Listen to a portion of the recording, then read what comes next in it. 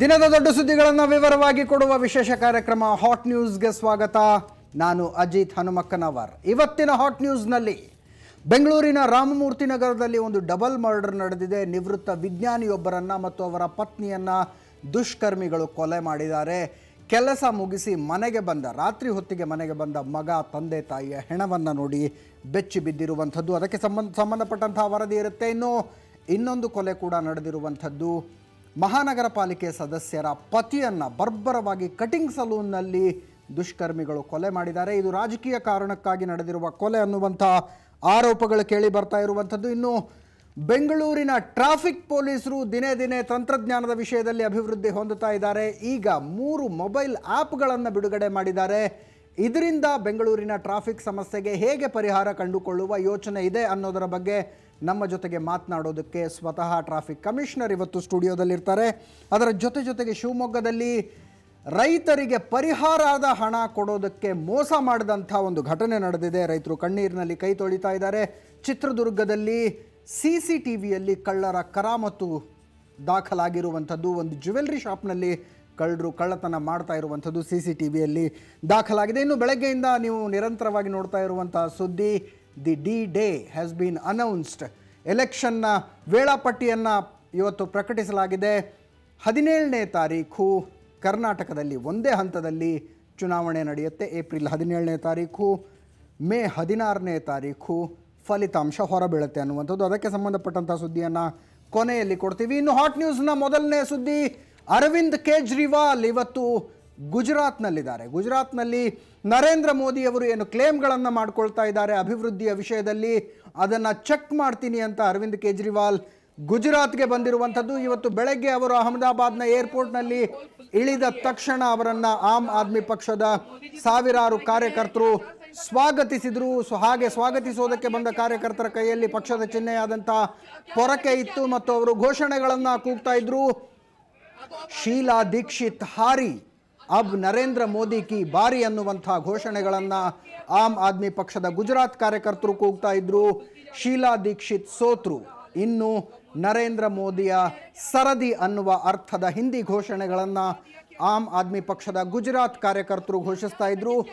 ಆ ನಂತರ ಅರವಿಂದ್ ಕೇಜ್ರಿವಾಲ್ ರೋಡ್ ರ್ಯಾಲಿಯನ್ನು ಮಾಡಿದಂಥ ಸಂದರ್ಭದಲ್ಲಿ ಪೊಲೀಸರು ಅವರನ್ನು ವಶಕ್ಕೆ ತೆಗೆದುಕೊಂಡರು. ಈಗಾಗಲೇ ಚುನಾವಣಾ ನೀತಿ ಸಂಹಿತೆ ಜಾರಿಗೆ ಬಂದಿದೆ. ಇಂಥ ಸಂದರ್ಭದಲ್ಲಿ ಪೂರ್ವ ಪರ್ಮಿಷನ್ ಇಲ್ಲದೆ ರೋಡ್ ರ್ಯಾಲಿ ನಡೆಸೋ ಹಾಗಿಲ್ಲ ಅನ್ನುವಂತಹ ಕಾರಣದಿಂದಾಗಿ ಪೊಲೀಸರು ಅವರನ್ನು ವಶಕ್ಕೆ ತೆಗೆದುಕೊಂಡರು. ನಂತರ ಅರವಿಂದ್ ಕೇಜ್ರಿವಾಲ್ ಚುನಾವಣಾ ನೀತಿ ಸಂಹಿತೆ ಜಾರಿಗೆ ಬಂದಿರುವಂಥ ವಿಷಯ ನನಗೆ ಗೊತ್ತಿರಲಿಲ್ಲ, ರೋಡ್ ರ್ಯಾಲಿಯನ್ನು ನಾನು ನಡೆಸೋದಿಲ್ಲ ಅಂತ ಹೇಳಿ ಅಲ್ಲಿಂದ ಹೊರಗಡೆ ಬಂದರು.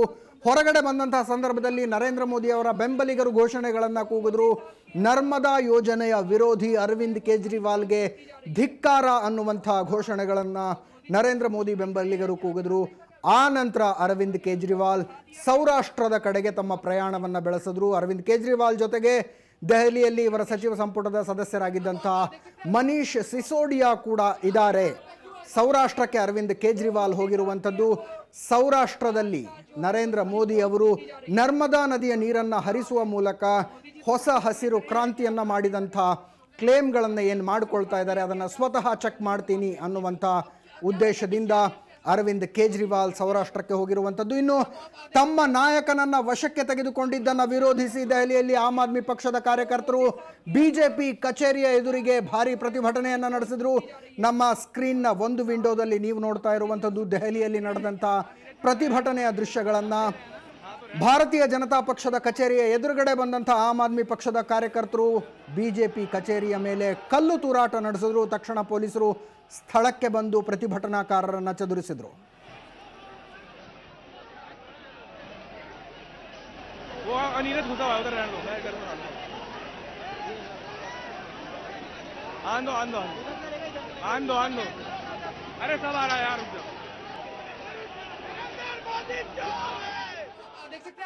अरे उनकी माता पिता भी हैं, अगर तुम इनकी माता को कह रहे हो तो उनकी भी माँ है और भारत माता भी है, और ये गालियां देने के अलावा कुछ नहीं जानते हैं। और इन्होंने जो दिखाया ना 56 इंच की छाती कहते हैं, 56 इंच की छाती है, चूहे जैसा दिल है। अरविंद केजरीवाल वहां पे गया था, उसका क्या बिगड़ने वाला था? उसको डर किस बात से लग रहा था? कहते मैं 56 इंच की छाती लेके घूमता हूँ। अरे 56 इंच की छाती लेके घूमता है तो आजा बनारस में, आजा लखनऊ में, उसको दिखाएंगे हम उसकी जमानत। आम आदमी पार्टी के वॉलंटियर, जिसमें मैं भी थी, सबसे पहले हम लोग आए, शांतिपूर्ण तरीके से खड़े होकर बीजेपी के दफ्तर दरवाजों के सामने हम खड़े हुए। इन्होंने दरवाजे बंद किए, हम लोग अंदर नहीं गए, हम लोग ने बाहर से सिर्फ नारेबाजी की है। और नरेंद्र मोदी शर्म करो, नरेंद्र आपसे डरता है, पुलिस को आगे करता है। ये नारा जैसे हमने लगाया, इनकी बुरी हालत हो गई। इन्होंने अंदर से पत्थर फेंके और पुलिस हमारी तरफ ध्यान दे रही है, उधर नहीं, पत्थर पड़ रहे अंदर से। और पानी तो फिर बाहर से आया। हम ये देख रहे हैं कि बहुत ज्यादा गंदगी जो है बढ़ रही है और ये बहुत ही हिंसक की पूरा माहौल पैदा करने की कोशिश की जा रही है। और इतनी ज्यादा बौखलाहट, क्या पत्थर फेंक रहे हैं? प्रोटेस्ट हमने हमेशा किए हैं, लेकिन इतनी ज्यादा पिटाई, मतलब बस 10-15 मिनट ही हम लोग खड़े होंगे कि इतनी बदतमीजी। तो हम देख रहे हैं आगे क्या, किस तरह की कितनी बौखलाहट है इस वक्त बीजेपी के दफ्तर के अंदर, ये देखने को मिल रही है। क्योंकि आप क्यों, अगर कोई नारेबाजी कर भी रहा है, आप चुपचाप रहेंगे? आप ये सब क्यों करेंगे? आप पत्थर फेंकेंगे? आप भी नारेबाजी? बिल्कुल पता है, आप बिल्कुल झूठ है ये बात। मैं खुद खड़ी थी सामने, या तो मैं झूठ बोली? मेरे हाथ में कोई पत्थर नहीं है, हमारे सब लोग हैं। मेरी जबान है, ये किसी की तरफ से नहीं है। अरविंद केजरीवाल जी को रोकना गुजरात में क्या आम आदमी पार्टी को उत्तेजित नहीं करेगा, ये सवाल है। उसके बाद जब आम आदमी पार्टी के लोग यहाँ आए और उन्होंने अपना क्रोध जाहिर किया, उस पर पत्थर फेंके गए, तो उसका भी तो वो भी एक उत्तेजक कदम है। लेकिन ये बहुत जरूरी है कि हम शांति से ऐसे मामलों का निपटारा करें। ये बहुत जरूरी है कि हमें प्रदर्शन करना है, अपना गुस्सा दिखाना है, लेकिन बिल्कुल शांतिपूर्वक हमें कदम उठाने चाहिए। मैं अपने आम आदमी पार्टी के कार्यकर्ताओं से, भाइयों से, बहनों से अपील करूंगा कि जितना भी प्रोवोकेशन हो वो बिल्कुल सब्र दिखाएं और पत्थर का जवाब पत्थर से नहीं दें, ईंट का जवाब ईंट से नहीं दें। ಎಸ್, ಇನ್ನು ದೆಹಲಿ ಸುದ್ದಿಯಿಂದ ಬೆಂಗಳೂರಿನ ಸುದ್ದಿಗಳ ಕಡೆಗೆ ಬರೋದಾದರೆ, ಬೆಂಗಳೂರಿನ ರಾಮಮೂರ್ತಿ ನಗರದಲ್ಲಿ ಒಂದು ಭೀಕರ ಡಬಲ್ ಮರ್ಡರ್ ನಡೆದಿರುವಂಥದ್ದು.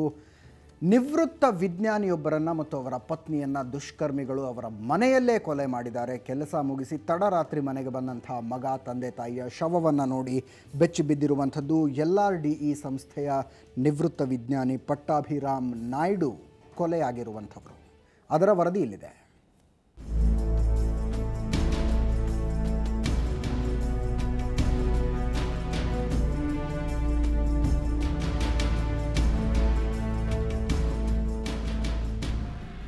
ಬೆಂಗಳೂರು ರಾಮಮೂರ್ತಿ ನಗರದ ಕಸ್ತೂರಿ ನಗರದ ಜನರು ನಿಜಕ್ಕೂ ನಿನ್ನೆ ರಾತ್ರಿ ಬೆಚ್ಚಿಬಿದ್ದಿದ್ರು. ಕಾರಣ, ಈ ಮನೆಯಲ್ಲಿ ನಡೆದ ಜೋಡಿ ಕೊಲೆ. ವೃದ್ಧ ದಂಪತಿಯನ್ನು ಹಂತಕರು ಬರ್ಬರವಾಗಿ ಕೊಲೆ ಮಾಡಿದ್ರು. 73 ವರ್ಷದ LRDE ಸಂಸ್ಥೆಯ ನಿವೃತ್ತ ವಿಜ್ಞಾನಿ ಪಟ್ಟಾಭಿರಾಮನ್ ನಾಯ್ಡು ಮತ್ತು 68 ವರ್ಷದ ಇಂದ್ರಮ್ಮ ಹೆಣವಾಗಿ ಹೋಗಿದ್ರು. ಮನೆಯೊಳಕ್ಕೆ ಬಂದಿದ್ದ ಹಂತಕರು ಇಬ್ಬರಿಗೂ ಮುಸುಕು ಹಾಕಿ ತಲೆಯನ್ನ ಗೋಡೆಗೆ ಜಜ್ಜಿ ಕೊಲೆಗೈದಿದ್ದಾರೆ. ವೃದ್ಧ ದಂಪತಿಯ ಪುತ್ರ ಚಂದ್ರಶೇಖರ್ ರಾತ್ರಿ ಕೆಲಸದಿಂದ ಮನೆಗೆ ವಾಪಸ್ಸಾದಾಗ ತಂದೆ ತಾಯಿ ಮನೆಯ 2 ಪ್ರತ್ಯೇಕ ರೂಮ್ನಲ್ಲಿ ಹೆಣವಾಗಿ ಹೋಗಿರೋದು ತಿಳಿದಿದೆ. ಇವತ್ತು ಸಂಜೆ ಹೊತ್ತು ಇಲ್ಲಿ 2 ಜನ ಹಿರಿಯ ನಾಗರಿಕರು, ಒಬ್ಬರು ಪಟ್ಟಾಭಿ ರಾಮನಾಯ್ಡು ಅವರು ಮತ್ತು ಅವರು ಮನೆಯವರು ಇಂದ್ರಮ್ಮ ಅವರು, ಅವರದು ಯಾರೋ ಅಪರಿಚಿತ ವ್ಯಕ್ತಿ ಯಾವುದೊಂದು ವಸ್ತುಗಳಿಂದ ಅವ್ರ ಮೇಲೆ ಹಲ್ಲೆ ಮಾಡಿ ತಲೆಗೆ ಹೊಡೆದಿಂದ ಸಾವಾಗಿದೆ ಅಂತ ಕಂಡು ಬರ್ತಾ ಇದೆ. ನಿನ್ನೆ ಸಂಜೆ ಎಂದಿನಂತೆ ದಂಪತಿ ವಾಕಿಂಗೂ ಹೋಗಿದ್ರು. ಅದಾದ ಬಳಿಕ ಹಂತಕ ಮನೆಗೆ ಎಂಟ್ರಿ ಕೊಟ್ಟು ತನ್ನ ಕೆಲಸ ಮುಗಿಸಿದ್ದಾನೆ. ಮನೆಯಲ್ಲಿದ್ದ ಕೆಲ ಚಿನ್ನಾಭರಣ ನಾಪತ್ತೆಯಾಗಿದೆ. ಮಾರತ್ಹಳ್ಳಿಯಲ್ಲಿರೋ ಜಮೀನೊಂದರ ವಿಚಾರವಾಗಿ ತಕರಾರಿದ್ದು, ಈ ಸಂಬಂಧ ಕೊಲೆ ನಡೆದಿರುವ ಸಾಧ್ಯತೆ ಇದೆ. ಇತ್ತ ಮಾರತ್ಹಳ್ಳಿಯಲ್ಲಿನ ಇಂಜಿನಿಯರಿಂಗ್ ಕಾಲೇಜೊಂದರಲ್ಲಿ ಕೆಲಸ ಮಾಡ್ತಾ ಇರೋ ಮಗ ಚಂದ್ರಶೇಖರ್ ವಿರುದ್ಧ ಆತನ ಪತ್ನಿ ವರದಕ್ಷಿಣೆ ಕಿರುಕುಳ ದೂರನ್ನು ನೀಡಿದ್ದಾಳೆ. ಸದ್ಯ ಪೊಲೀಸರು ಎಲ್ಲ ಆಯಾಮಗಳಲ್ಲಿ ತನಿಖೆಯನ್ನ ಮುಂದುವರಿಸಿದ್ದಾರೆ. ಇವತ್ತು ಅವ್ರ ಮಗ ಸುಮಾರು 8:15 ಸಮಯದಲ್ಲಿ ತಾನು ಬಂದಿರೋದಾಗಿ ಅವರು ಹೇಳ್ತಾರೆ.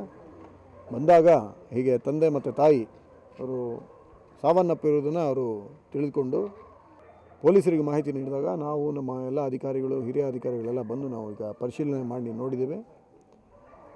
ಈ ಕುರಿತು ಈಗಾಗಲೇ ಇದನ್ನು ಅತಿ ಪ್ರಮುಖವಾದ ಒಂದು ಪ್ರಕರಣ ಅಂತ ನಾವು ಪರಿಗಣಿಸಿ ವಿಶೇಷ ತಂಡಗಳನ್ನ ರಚನೆ ಮಾಡಿದ್ದೀವಿ.